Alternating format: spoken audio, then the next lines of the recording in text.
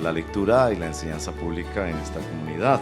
Puede ser que usted tiene ahí Reina Valera y puede leer como los que memorizamos, pero si usted no lo ha memorizado, pues le recomiendo que lo memorice en la versión internacional, que es un poco más fresca y de un lenguaje más actual.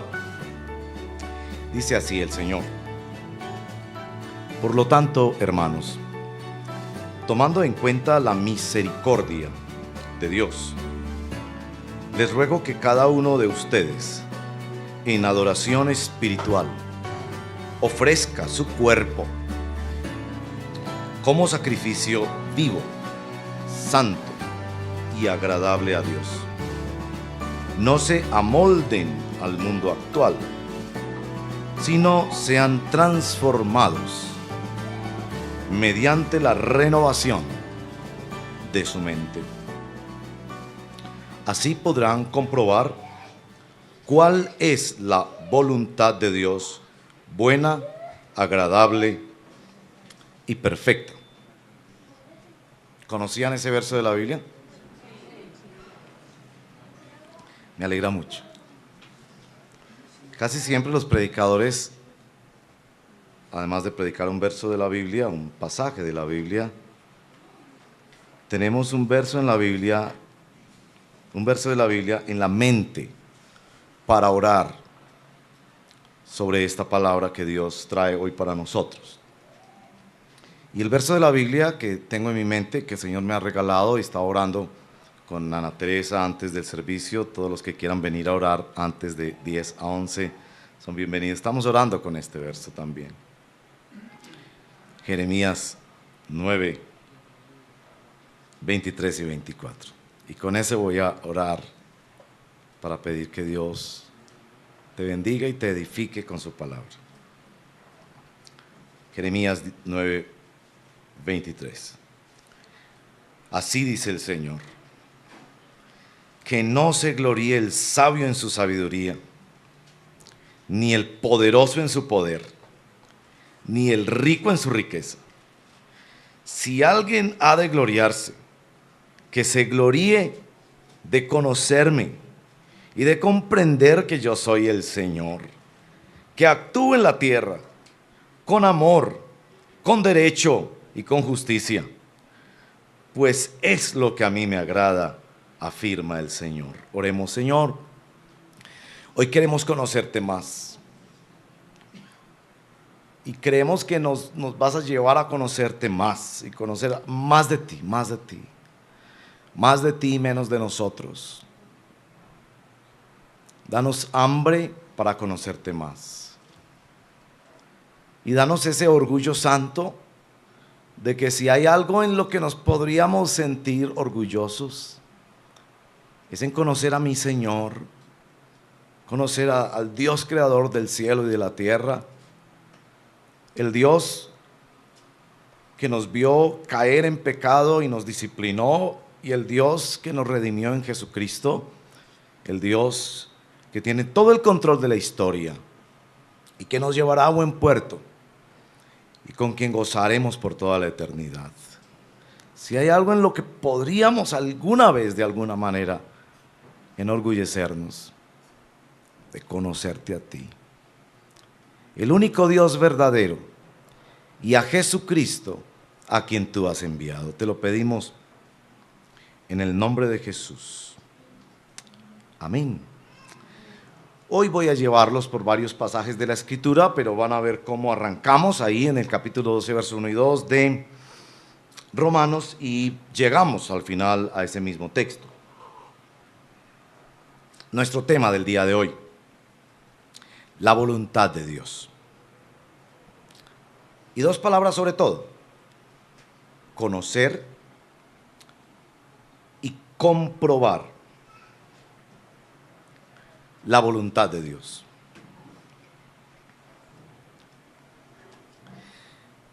Conocer y vivir en la voluntad de Dios es un asunto absolutamente poderoso.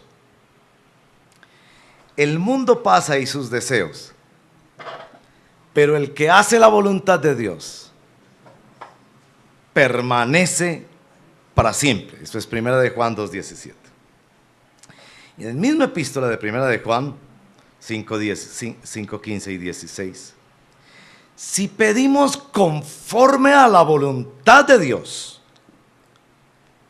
ya recibimos lo que pedimos. Una extraordinaria promesa de Dios para sus hijos y sus hijas. El tema de la voluntad de Dios angustia a muchas personas. Frente a preguntas de ¿con quién me casaré? ¿Qué carrera debo estudiar? ¿Debo viajar o aceptar ese ofrecimiento de cambio laboral o no? ¿Debo vender ese apartamento y tratar de conseguir otro o no? Muchos de los cristianos y personas temerosas de Dios viven angustiados con ese asunto. Por eso necesitamos seguir la pista de Efesios 5:17, perdón. No sean insensatos, sino entendidos de cuál es la voluntad de Dios. Y el problema es que muchas personas pretenden seguir al Señor sin preguntarle al Señor qué es lo que Él quiere. Quieren a Dios más bien como un comodín para el momento que ellos no puedan en sus fuerzas, como alguien ha dicho, quieren al Dios paracaídas, quieren tenerlo siempre en su avión, pero esperan nunca tener que usarlo. Se nos invita entonces a esta distinción fundamental del Hijo de Dios. Esto es fundamental del Hijo de Dios. ¿Quieren saber cuál es una marca de un verdadero Hijo de Dios? ¿Quieren saber si usted se pregunta, ¿soy yo hijo de Dios ya o no? Porque no por vivir en un garaje uno es un carro, no por sentarse en una iglesia uno es un hijo de Dios. ¿Quieres saber si eres hijo de Dios o no? Esta es la marca. El Hijo de Dios canta: mi deseo es honrarte a ti, con todo mi ser te adoraré. Un cambio absolutamente copernicano en la vida de un ser humano, que antes vivía para agradarse a sí mismo, o para agradar a sus padres, o para agradar a la novia, o para agradar a la sociedad o al jefe, y ahora tiene esta postura fundamental en su vida: yo deseo hacer la voluntad de Dios. Miren eso conmigo, Salmos 143. Si no tienen una Biblia en sus manos o en su equipo móvil, hoy le van a dar muchas ganas de traer la Biblia a la iglesia. Salmos 143, verso 10. Mire lo que dice un verdadero hijo de Dios: enséñame a hacer tu voluntad, porque tú eres mi Dios. Que tu buen espíritu me guíe por un terreno sin obstáculos. Salmo 143, verso 10. Eso lo dice un cristiano verdadero, porque eso es una marca de un cristiano verdadero. Él no es feliz haciendo la voluntad propia o la de otros. Él solo encuentra descanso haciendo la voluntad de papá.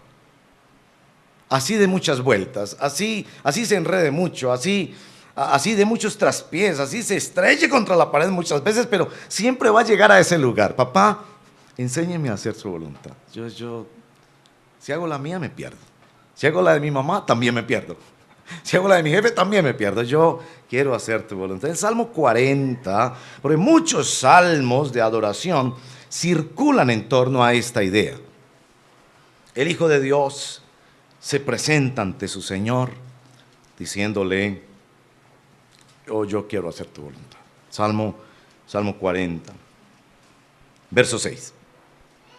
A ti no te complacen sacrificios ni ofrendas, pero me has hecho obediente. tú no has pedido holocaustos ni sacrificios por el pecado. Por eso dije, aquí me tienes. Como el libro dice de mí, me agrada, mi Dios, hacer tu voluntad. Tu ley la llevo escrita, dice otra traducción, dentro de mí. Si ustedes tienen esta edición de la Biblia o una edición, van a notar que en el verso 6, me has hecho obediente. Sobre la palabra obediente, es el caso pues de la edición de la Biblia que estoy leyendo, hay una letrita allí, pequeña, que es una nota al pie de página, si la pueden ver. En mi edición dice, la nota al pie de página, que la frase, me has hecho obediente, literalmente, es decir, la expresión literalmente traducida del hebreo es, me has perforado los oídos. Por eso algunas traducciones dicen, has abierto mis oídos. Me has perforado los oídos. Ahora, esa expresión, me has perforado los oídos, que aquí hace una traducción dinámica para decir, eso quiere decir hacerse obediente o hacerle obediente al siervo de Dios que le clama al Señor. Tiene un asocio directo con un pasaje en el libro de Éxodo. Vayan conmigo a Éxodo 21.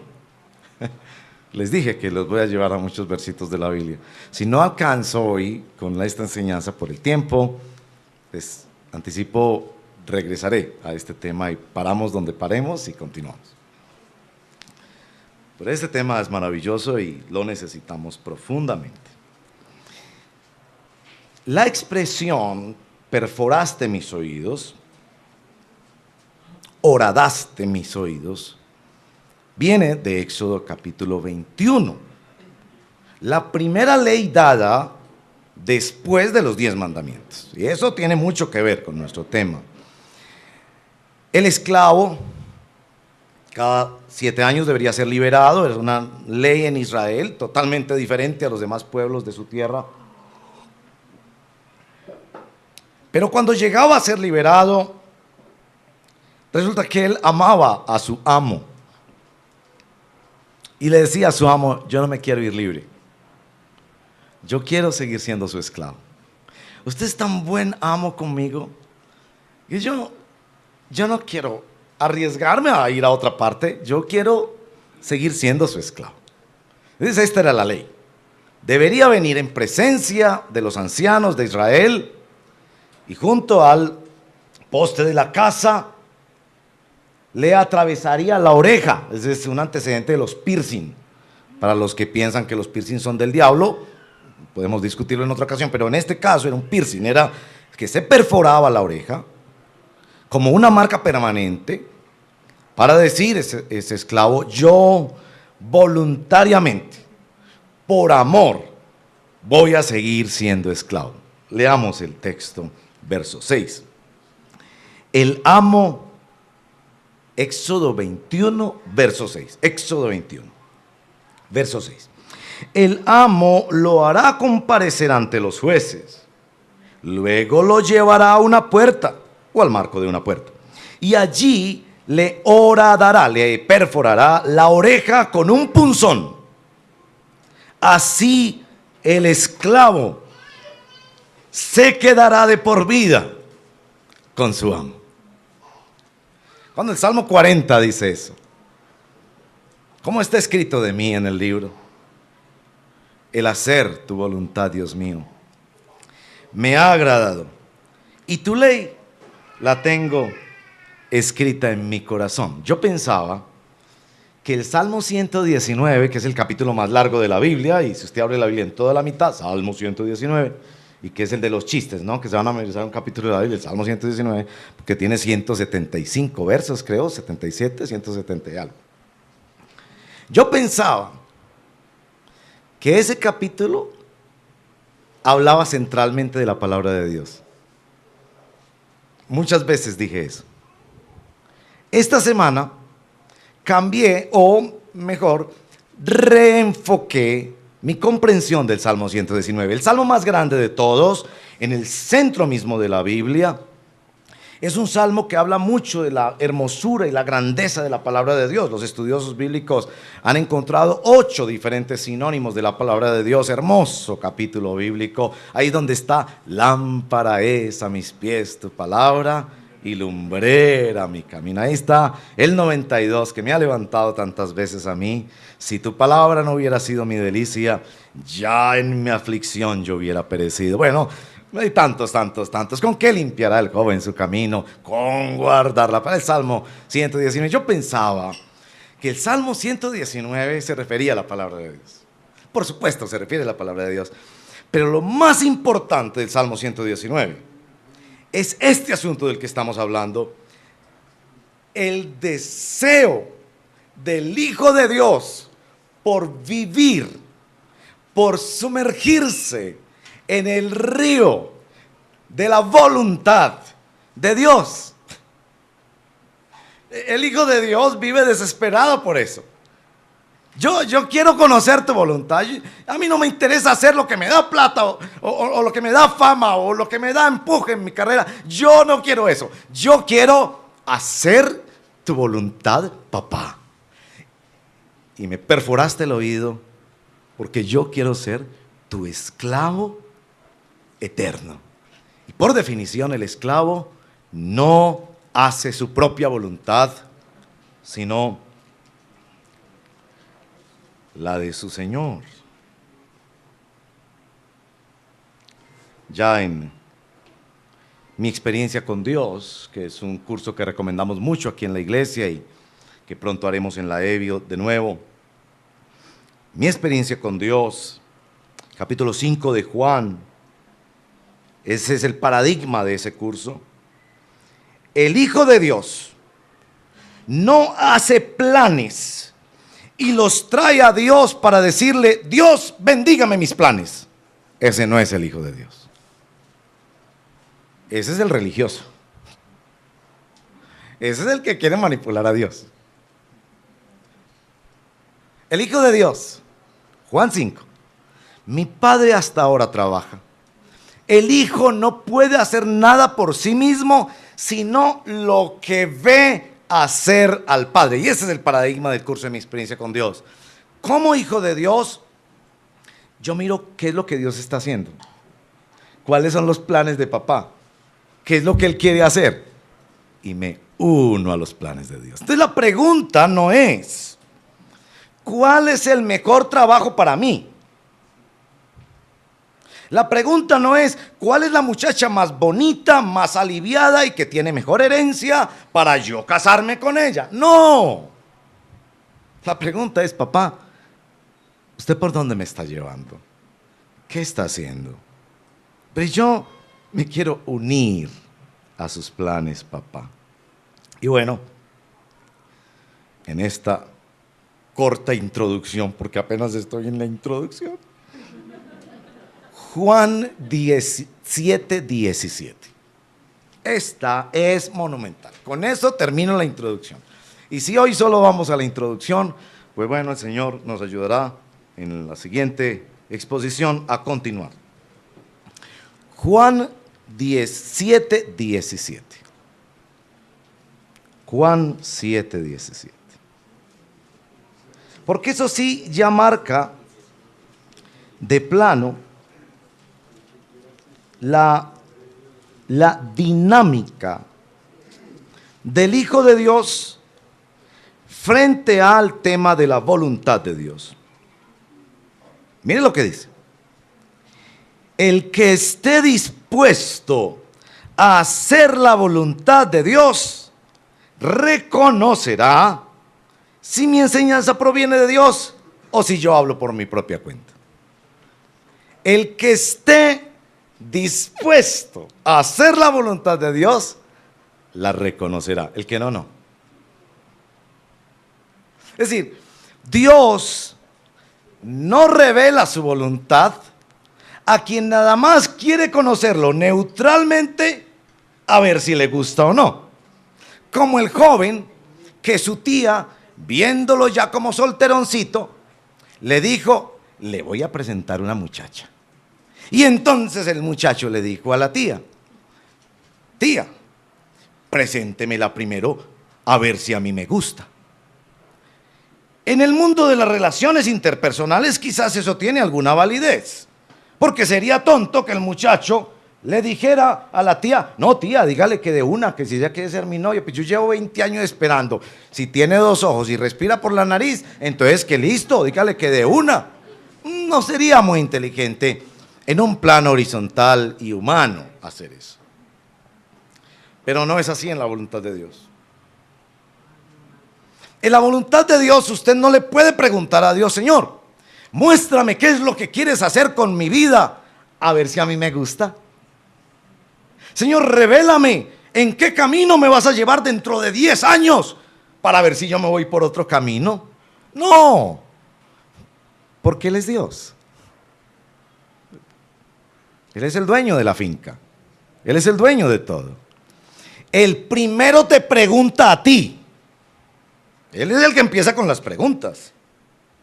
Él primero te pregunta a ti.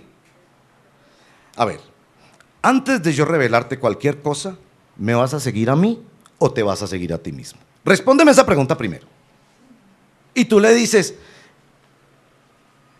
no sé. La respuesta favorita en todo, ¿no? No sé. El Señor dice, siguiente.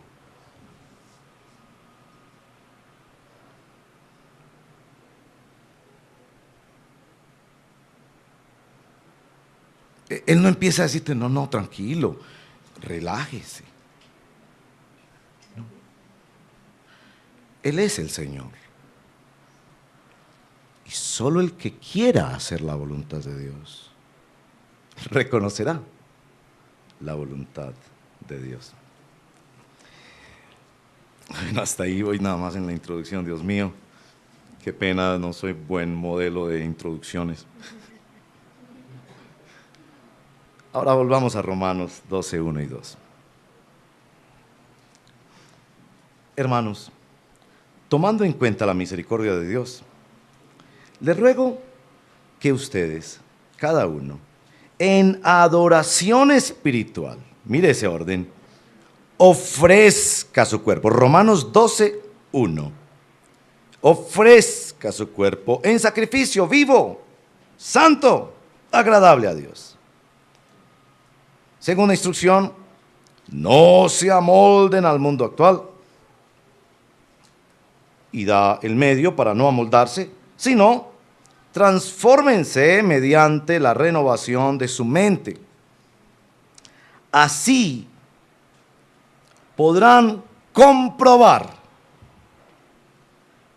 cuál es la buena voluntad, la voluntad de Dios, buena, agradable y perfecta. Yo quiero mostrarles una cosa en este texto. Primero, la importancia en el verso 2 de esa palabrita renovación de la mente. Y eso es lo primero que quiero presentar. Y vamos a ver cómo soy capaz de hacerlo brevemente. Después quiero tocar especialmente esa palabra comprobar. El texto dice, así podrán comprobar. Muy importante en nuestro texto. No dice conocer, sino comprobar. Una diferencia grande entre esas dos palabras. Pero me parece que también necesitamos conocer, así que me voy a ir en esos 3 verbos. Renovar la mente, conocer la voluntad de Dios y finalmente comprobar la voluntad de Dios.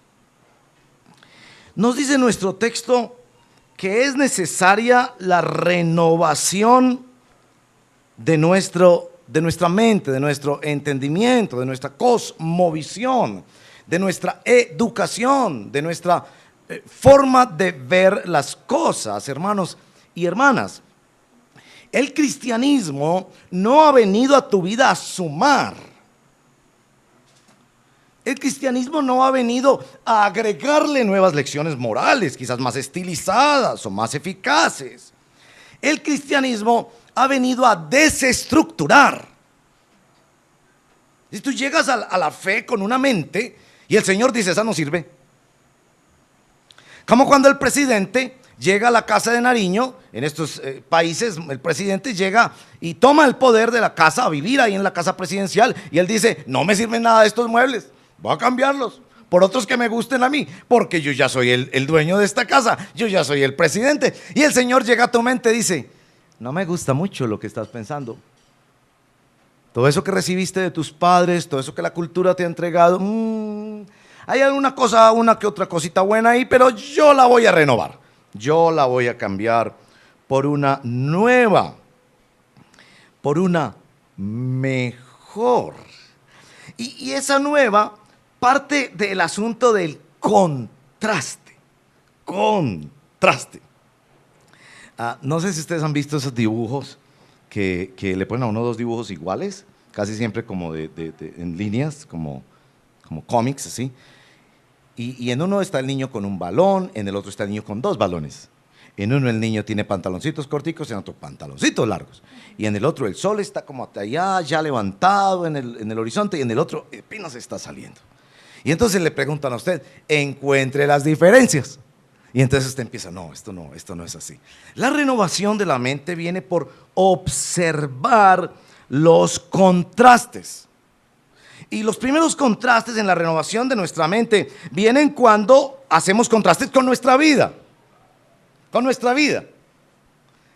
Por ejemplo, San Pablo dice, así como fuiste perdonado, y tú fuiste perdonado del infierno, perdona a la tía. El otro día le hablaba de la tía que peleó con el papá y que él no lo había podido perdonar. Perdone a la tía. Y entonces usted sale para ir a perdonar a la tía, apenas ve a la tía, usted dice, no soy capaz. Y entonces ahí usted hace un contraste y usted dice, una cosa es lo que dice la Biblia. Suena elegante, chévere, estoy de acuerdo. Pero otra cosa es ir y perdonar a mi tía. Yo a mi tía no soy capaz de perdonarla, ¿verdad? Y uno empieza a hacer contrastes en la vida, uno empieza a hacer contrastes con todo y se da cuenta de la necesidad de la renovación de la mente. Y uno empieza a hacer contrastes en la Biblia y empieza a observar paradojas en la Biblia. El que observa paradojas en la Biblia se vuelve teólogo. La reflexión en la Biblia es fundamentalmente tratar de entender cosas que parecen contradictorias sobre la voluntad de Dios. Para que nuestra mente sea renovada, hemos de observar unas paradojas que hay sobre el asunto de la voluntad de Dios. Salmo 115, verso 3. A esta altura ya algunos se van a querer parar, ir a nuestra librería. A partir de hoy estamos ya vendiendo libros. Ahí en la entrada, y a ver, hay una bibliecita. ¿Cuánto vale una bibliecita? Muy bien. Verso 3, Salmo 115. Nuestro Dios está en los cielos y puede hacer lo que le parezca. Esos textos bíblicos, ¿no? Dios hace todo como Él quiere. Él es soberano. Él es rey. De hecho, es el rey de reyes. Y Proverbios 21 nos dice que el corazón del rey está en las manos del Señor, que Él pone reyes y quita reyes. Y uno dice, evidentemente, nuestro Dios soberano tiene control sobre todas las cosas. Entonces, voluntad implica plan, implica deseo, implica que Él hace o no hace lo que quiera. Y en este caso nos dice la Escritura, en innumerables textos, en el Sermón de la Montaña, los pájaros son alimentados por el Señor, los lirios del campo son vestidos por el Señor. Y no hará con ustedes lo mismo, hombres de poca fe, que nuestro Dios sabe todo lo que ustedes necesitan, porque Él es soberano. Pero en el Padre Nuestro, el mismo Señor nos ha enseñado a orar. Padre nuestro que estás en los cielos, santificado sea tu nombre, venga tu reino. Hágase tu voluntad. ¿Por qué nos pide que hagamos su voluntad o que en el mundo se haga su voluntad si las mismas escrituras dicen que Él hace su voluntad? Que todo cuanto quiso ha hecho, que Él es Señor soberano. ¿Ven ahí como una aparente contradicción? Si Dios es soberano y nos garantiza que la historia humana terminará en un fin que Él conoce, que Él ha establecido, y que llueva, truene o relampaguee, las cosas terminarán como Él quiere, y que la palabra de Dios es eterna, y que cielo y tierra pasarán, pero sus decretos, su palabra, su voluntad permanece para siempre. Amén. Pero eso es lo que vemos en el mundo. No vemos en el mundo que el mundo está casi enteramente viviendo en contra de la voluntad de Dios. Cuando nuestro Señor llega ahí a Jerusalén y llora sobre la ciudad, ¿cuántas veces quise cobijarte y protegerte como la gallina cuida a sus pollitos? Pero no quisiste. ¿No quisiste? A ver. Entonces, en el mundo pasa lo que Dios quiere o lo que el hombre quiere. ¿Se están volviendo teólogos ahí o no? Es decir, Dios es soberano, tiene control sobre todo, puede garantizarnos que sus planes se van a cumplir. Pero Dios le ordena al hombre no matar y el hombre mata. Le ordena al hombre no maltratar a los niños y los maltrata. Le ordena a los políticos no ser corruptos y son corruptos. Entonces, ¿cómo es eso? ¿Se están volviendo teólogos o no? Yo le digo a los predicadores, cada predicación ha de tener una paradoja. En cada predicación uno ha de batallar con algo, casi con la angustia y el sentido de lucha, hasta que sea la misma palabra del Señor la que le responda a eso. Bueno, voy a resumirles un poco lo que los siervos de Dios que han meditado en la palabra han respondido sobre esto. Muy importante, muy importante. Porque cuando usted mira su historia y usted se pregunta, ¿por qué me violaron cuando yo era un niño o una niña? ¿Eso fue voluntad de Dios? ¿O ese día Dios estaba en vacaciones? ¿Por qué? Pero también sobre el futuro.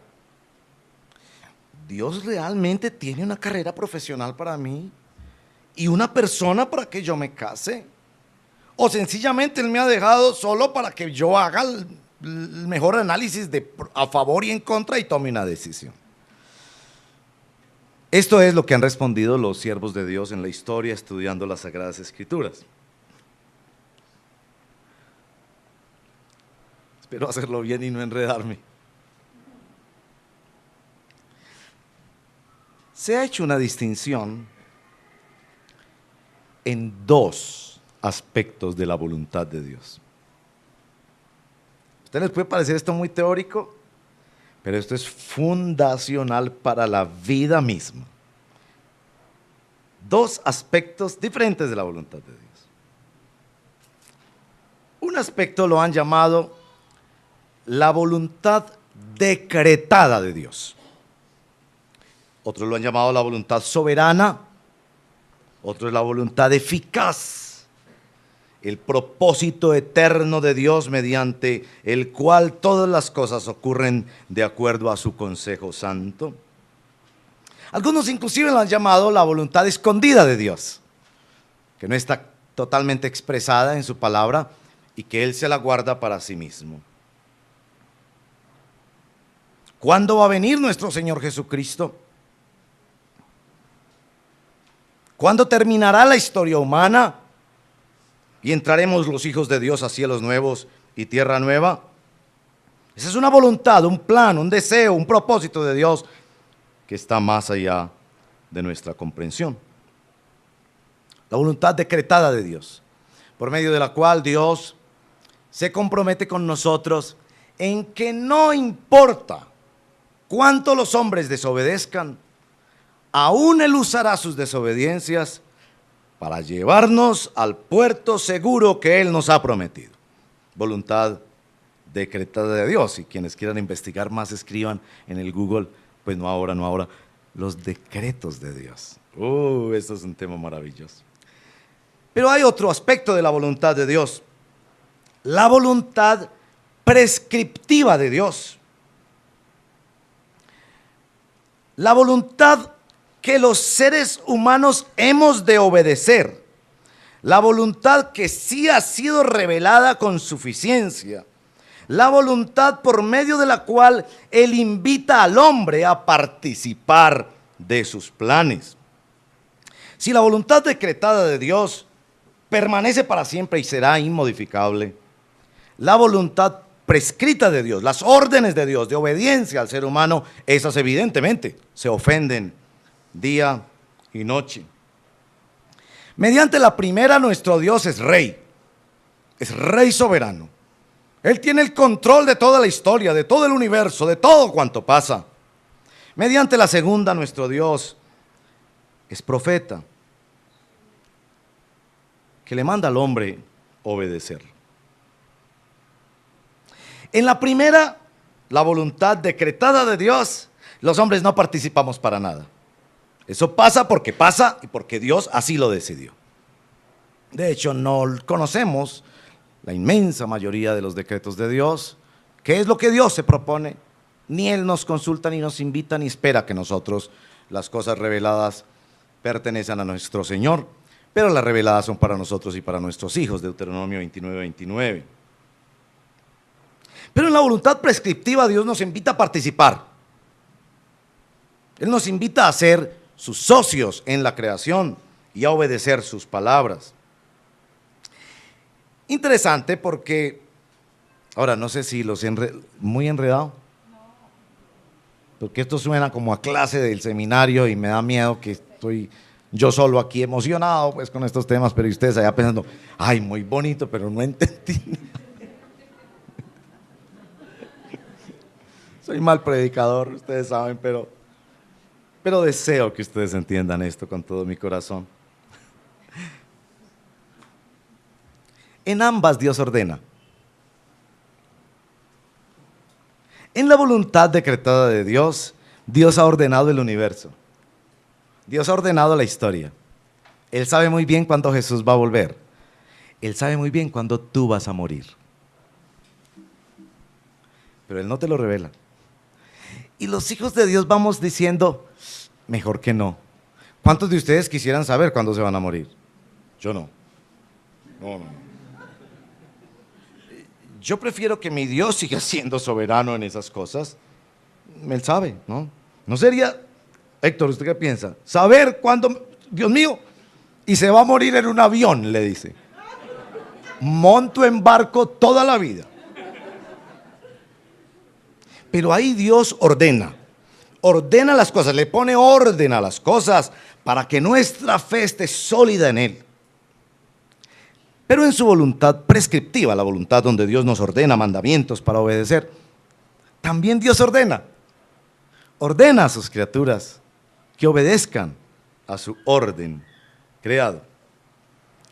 Este es el punto más importante que quiero decirles hoy. Qué pena, yo no sé qué voy a hacer con el tiempo, pero bueno, me siento inseguro, me perdona. La voluntad decretada de Dios solo se conoce. Y se conoce parcialmente. La voluntad decretada de Dios solo se conoce y se conoce parcialmente. La voluntad prescrita de Dios se comprueba y Él quiere que tú la compruebes. La primera tú no la puedes llevar al laboratorio. Tú no la puedes juzgar, no puedes decir, me parece, estoy de acuerdo, creo que es así, lo he vivido. No. Él decide cuándo creó, cuándo viene, cuándo mueres, etc.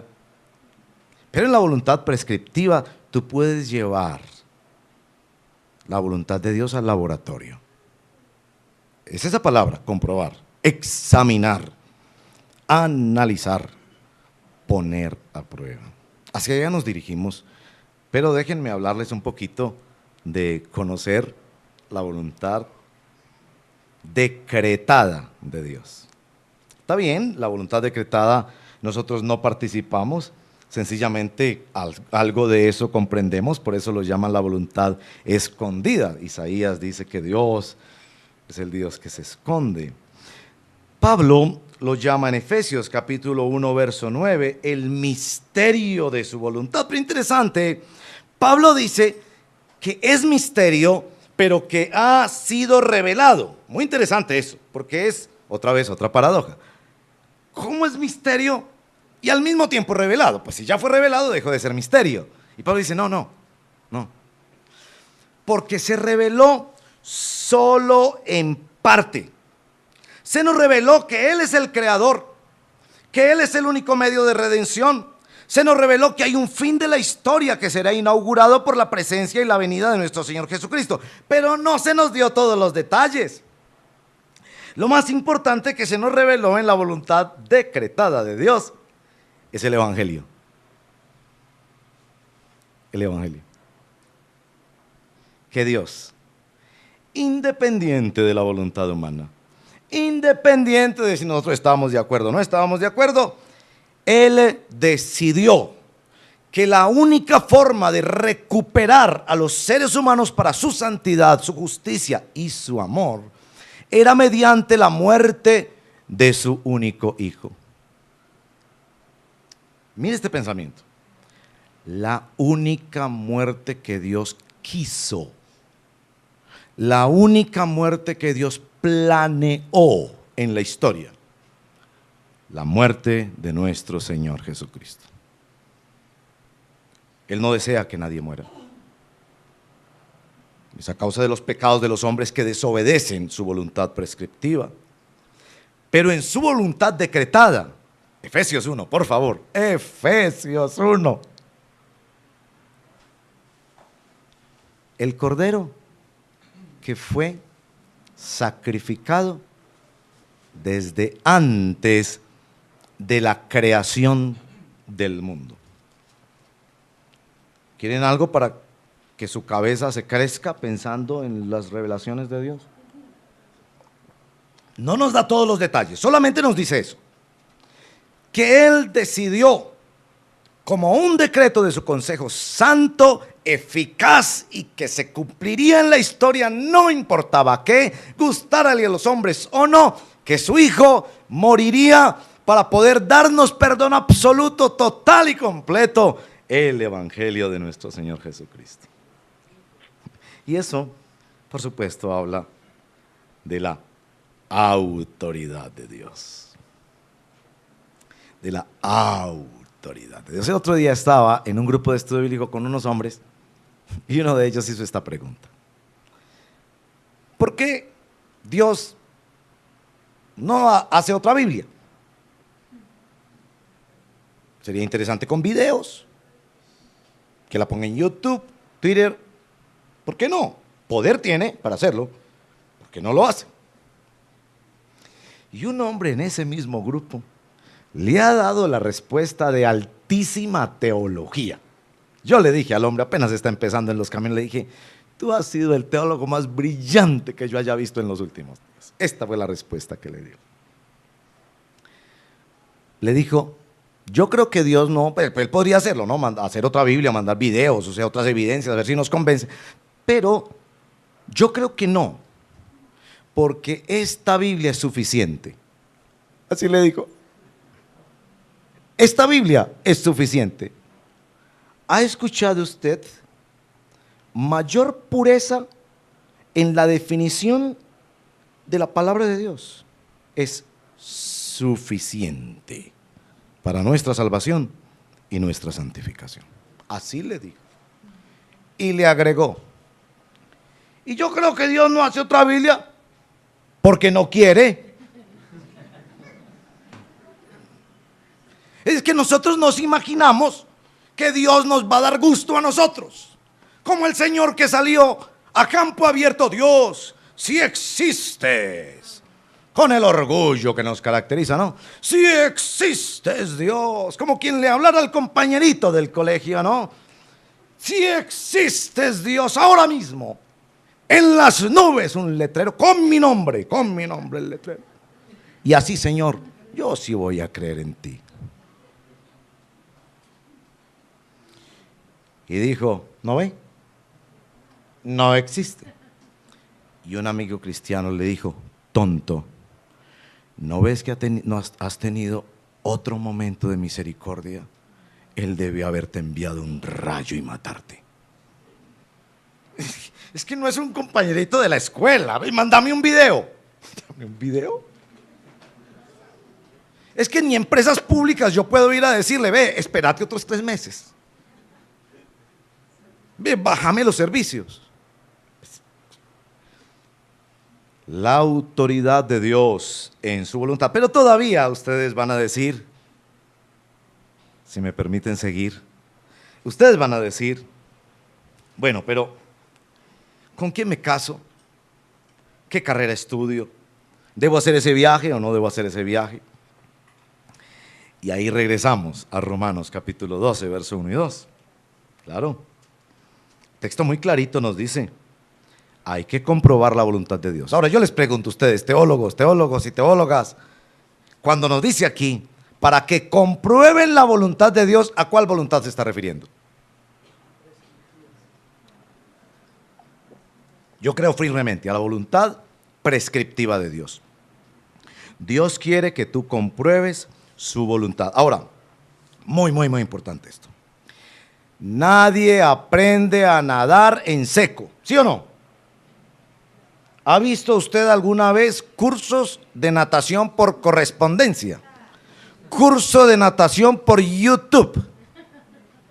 No. Para aprender a nadar hay que tirarse al agua. Esa es la idea central de la palabra comprobar. Usted quiere comprobar que esa silla puede con usted, siéntese. Usted quiere comprobar que eso que Dios le está diciendo es bueno, es agradable y es perfecto. Obedezca. Si no obedece, no lo va a comprobar. No hay una neutralidad, como les decía. Ay, presénteme la muchacha a ver si me gusta. No. Dígame usted primero si se va a tirar a la piscina y después le enseño a nadar. Pero no espere que yo le enseñe a nadar, usted allá sequito, dice el Señor, y yo aquí en la piscina. Comprobar, solo lo haces tirándote a la piscina. Es que en este asunto de la voluntad de Dios, muchos andan descarrilados o descarriados. Tú tienes que ponerte en los rieles de la voluntad de Dios. Tú tienes que ponerte en los rieles de la voluntad de Dios. Entonces, viene la pareja de novios, pastor, pues queremos que nos dé un poquito de consejo, a ver si nos debemos casar. Muy importante. Estás buscando consejo para un aspecto práctico de la voluntad de Dios en tu vida. Entonces yo con mucho amor, con mucho respeto, en un ambiente de confidencialidad privado, le pregunto, ¿ustedes tienen una vida sexual activa? A veces veo caras que se sorprenden y no, pastor, no. Entonces yo no quiero ofenderte, solo quería preguntarte. No, pastor, no, nosotros nos estamos cuidando porque entendemos que la sexualidad en el cristianismo, que piensen los demás lo que quieran, en el cristianismo es exclusiva para el matrimonio, eso es para bendición del matrimonio, eso no es que Dios es aguafiesta, eso es para solidez y bendición del matrimonio. No, pastor, no. Bueno, solo quería saber, es decir, ustedes están viniendo a mí, es confidencial lo que estamos hablando, no, yo no voy a ir a hacerles quedar mal, no, es solo porque quiero saber de dónde arrancamos. Pero a veces veo que bajan la cabeza y no se necesita el sí, Yo le digo, oh, te quiero ayudar,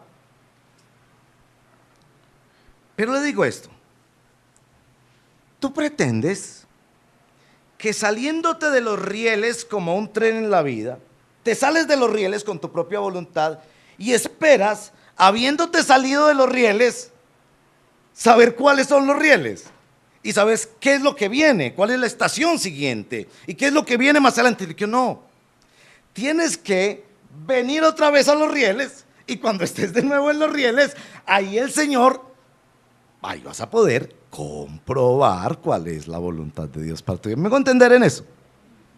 Sí podemos comprobar la voluntad de Dios. Ahora lo segundo, ¿cuáles son esos rieles?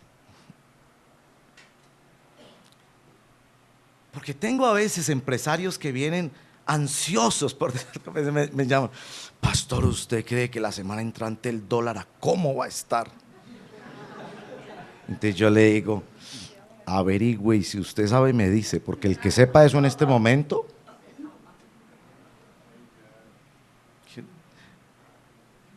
quiere saber a cómo va a estar el dólar la semana entrante, que eso será la voluntad de Dios, finalmente Él tiene el control. Pero no le estás pagando lo justo a tus trabajadores. Les retuviste la primita. No les estás pagando las horas extras. Esa parte la sabes. Entonces, no estás encarrilado en lo que sabes y quieres información de lo que no sabes. Este es el punto. Primero, Dios va a encarrilarte. Y hay 8 cosas en las que un cristiano tiene que estar encarrilado. ¿Ustedes me permiten seguir un poquito o paramos? Porque podemos parar y seguir. Allá arriba van a estar las señoras con los sándwiches del Ágape, Dios mío. Bueno,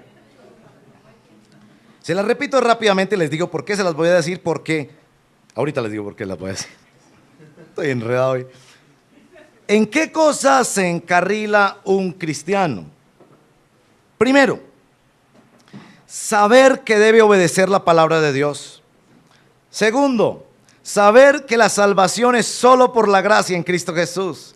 Tercero, saber que debe ser lleno del Espíritu Santo y si no su vida cristiana no funciona. Cuarto, saber que el Espíritu Santo ha venido a santificarlo, a hacerlo como Jesús. Quinto, saber que debe estar congregado, dar y recibir y parte de un cuerpo. Sexto, saber que debe ser testigo y siervo de Dios en el mundo. Séptimo, saber que va a sufrir. Y octavo, saber que debe esperar la segunda venida del Señor Jesucristo. Les hice esa lista porque planeo desarrollar esos 8 temas en las próximas veces que predique. Entonces voy a hacer una serie sobre cada uno de esos.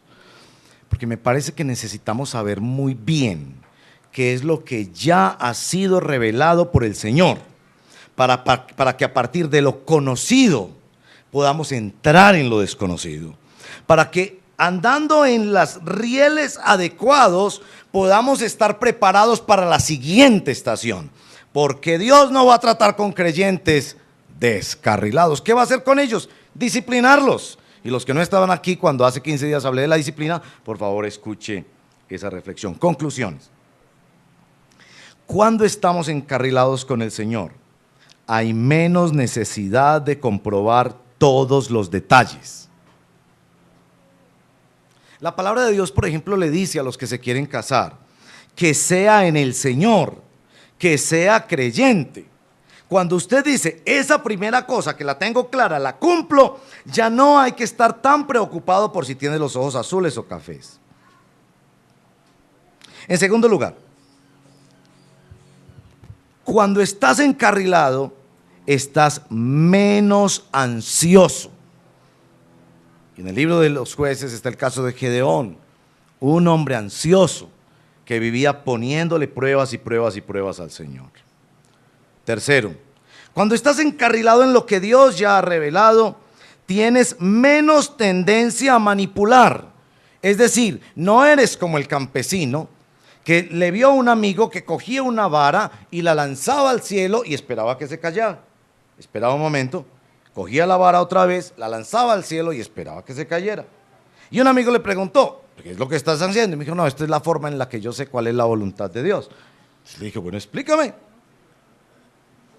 Yo tiro la vara y si cae para este lado, me voy por allá. Si cae para este lado, me voy por allá. Entonces el amigo le preguntó, ¿y por qué la estás tirando una y otra vez? Y dijo, no, es porque no me gusta para el lado que está cayendo. Cuando estás encarrilado por el Señor, tienes mayor confianza de que Dios está contigo, que Dios no te dejará ni te desamparará, que no estás solo. En resumen, tírese a la piscina de las cosas que Dios le está diciendo, encarrílese con el Señor. Resumen, prepárense para esta serie que quiero hacer, de encarrilarnos con la voluntad del Señor. ¿Han oído esa canción? Sumérgeme en el río del Espíritu. ¿Saben cuál es el río del Espíritu? Estas 8 cosas. Sumérgeme, encarrílame contigo. No es una emoción un domingo mientras cantamos. Sumérgeme. Yo quiero que ordenes mi vida, porque, hermanos y hermanas, nuestro Señor Jesucristo murió cumpliendo la voluntad del Padre para que usted y yo pudiéramos tener este deseo profundo en el corazón